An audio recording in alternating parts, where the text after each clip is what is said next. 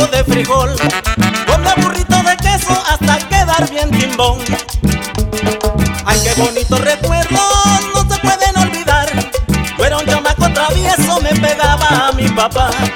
Ay, qué bonitos recuerdos, no se pueden olvidar. Yo era un chamaco travieso, solo me aguanto, mamá. Y de parte del maestro Cristina Altamirano Martínez, para su esposa Lidia Jiménez Maya y todos sus hijos allá en el Distrito Federal. ¡Saludos! Recuerdo cuando jugaba con mis trompos sin parar. Tuve suerte en las canicas, nadie me pudo ganar. A la avión y a los gallitos también me tocó jugar. A la polla y la escondida tú lo debes recordar.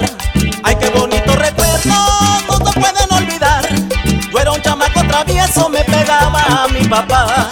Ay, qué bonito recuerdo, no se pueden olvidar. Yo era un chamaco travieso, solo me aguanto, mamá.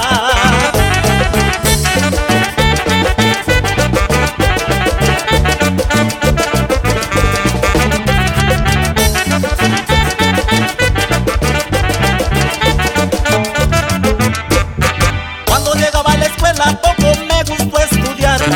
Nunca cumplí con tarea, me volví pura maldad.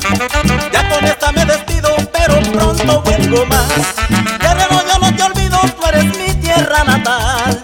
Ay, qué bonitos recuerdos, no se pueden olvidar. Yo era un chamaco travieso, me pegaba a mi papá. Ay, qué bonitos recuerdos, no se pueden olvidar. Yo era un chamaco travieso, solo me aguanto, mamá.